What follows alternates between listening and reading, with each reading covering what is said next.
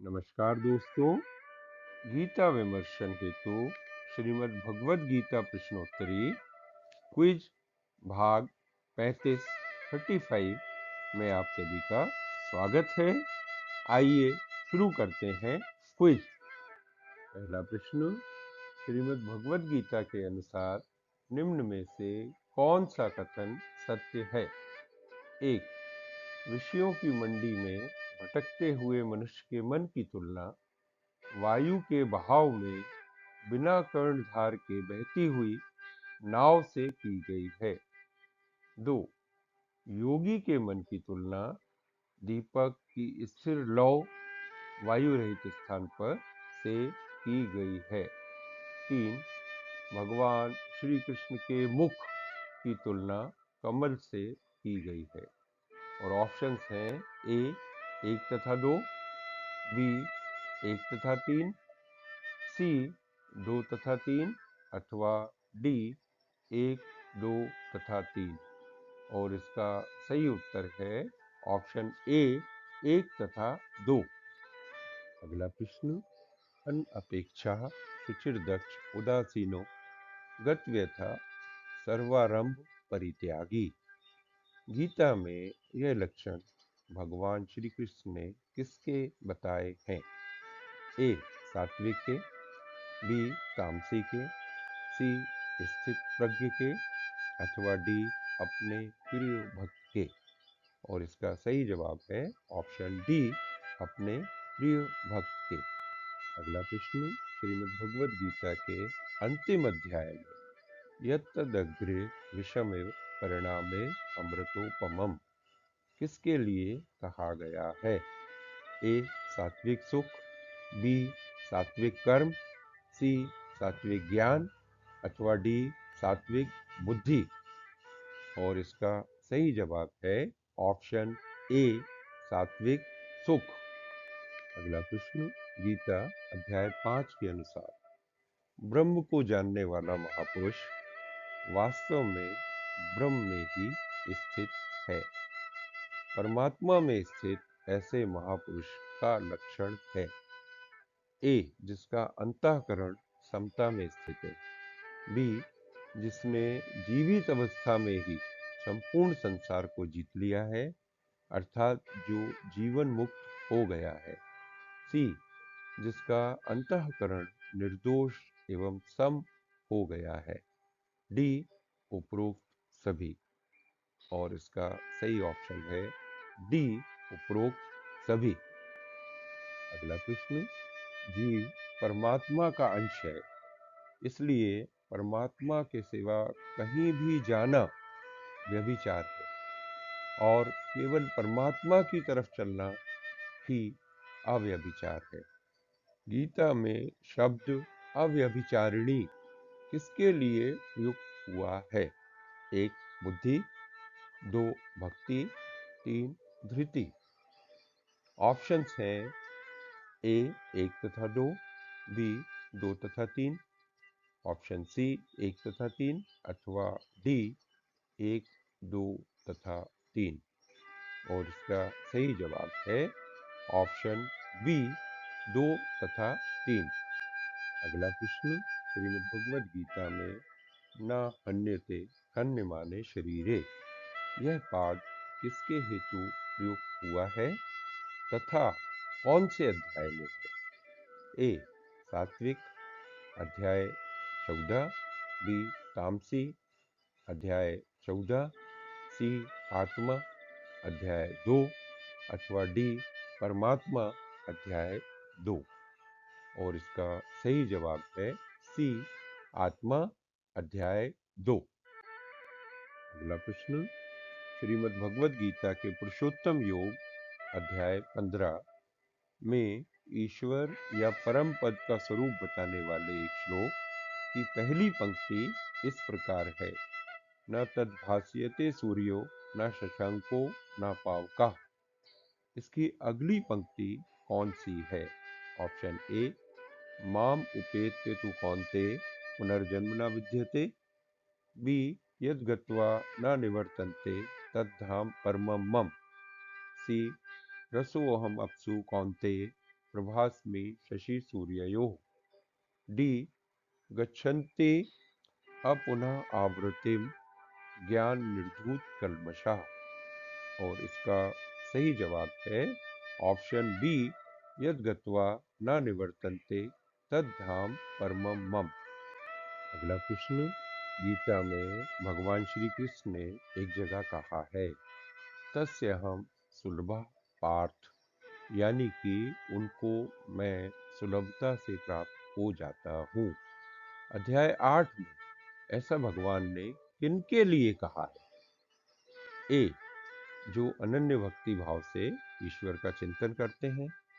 B, जो सदैव ईश्वर का चिंतन करते हैं। सी, जो योगी निरंतर ईश्वर की भक्ति में तल्लीन रहते हैं। अथवा ऑप्शन डी, उपरोक्त सभी। और इसका सही जवाब है ऑप्शन डी, उपरोक्त सभी। अगला प्रश्न, जिससे जीव सकल निकले हैं, जो सब में रहता है व्याप्त, मनुज पूज उसको स्वकर्म से, होता परम सिद्धि को प्राप्त। उपरोक्त भावानुवाद भगवद गीता के कौन से अध्याय के एक श्लोक का है? ए, अध्याय 10, बी, अध्याय 12, सी, अध्याय 15, अथवा डी, अध्याय 18। और इसका सही जवाब है डी, अध्याय 18। अगला प्रश्न, श्रीमद् भगवद गीता में पंडित ज्ञानी महापुरुष शब्द की व्याख्या के बारे में निम्न में से कौन सा कथन सत्य नहीं है?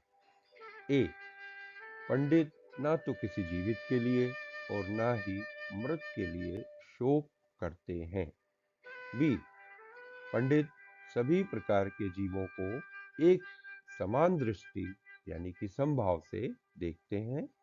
सी, पंडित कहते हैं कि सांख्य योग या कर्म योग, इनमें से किसी भी एक मार्ग का भली भांति अनुसरण करने से दोनों का ही फल प्राप्त हो जाता है। अथवा डी, पंडित शास्त्र ज्ञान में पारंगत तथा कर्मकांड के विद्वान अधिकारी होते हैं। और इसका सही ऑप्शन है ऑप्शन डी, पंडित शास्त्र ज्ञान में पारंगत तथा कर्मकांड के विद्वान अधिकारी होते हैं। अगला प्रश्न, गीता में कौन सा संबोधन या नाम अर्जुन के लिए प्रयुक्त नहीं हुआ है? कमलपत्राक्ष ऑप्शन ए, बी, किरीटी, सी, तात, अथवा डी, कपि ध्वजा। और इसका सही ऑप्शन है ए, कमल पत्राक्ष। अगला प्रश्न, कुछ प्रसिद्ध श्लोकों के भावानुवाद इस प्रकार है। मुझे जो सब में देखे, सबको मुझ में तथा, मुझे न वह अप्राप्त, मैं अप्राप्त नहीं उसे। वह नष्ट नहीं होता इस या उस लोक में, तात कल्याणकारी की नहीं दुर्गति है कहीं। जिसे पाकर पाने को शेष लाभ न अन्य है, जहां से न हिला पाता कोई दारुण दुख भी। मन अस्थिर हो के डोले फिरे जहां जहां, वहां से उसको लाके वश में अपने करे। ये श्लोक गीता के कौन से अध्याय से हैं? ए, अध्याय 3, बी, अध्याय 4, सी, अध्याय 5, अथवा डी, अध्याय 6। और इसका सही जवाब है ऑप्शन डी, अध्याय 6।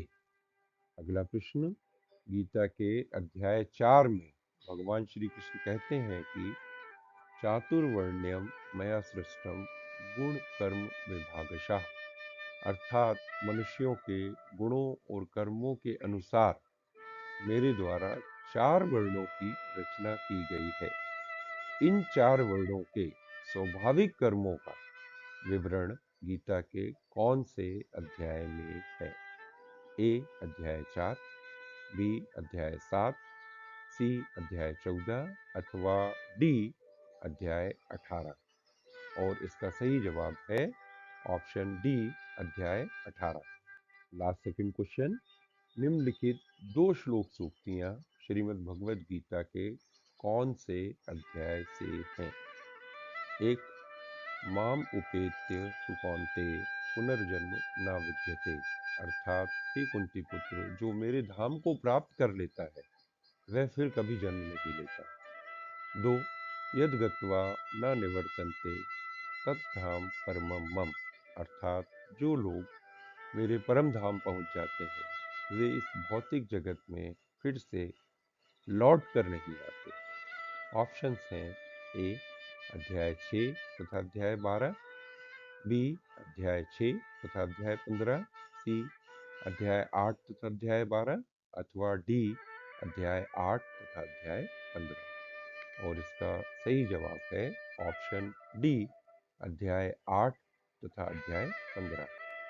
अंतिम प्रश्न, 15वें अध्याय का नाम पुरुषोत्तम योग है।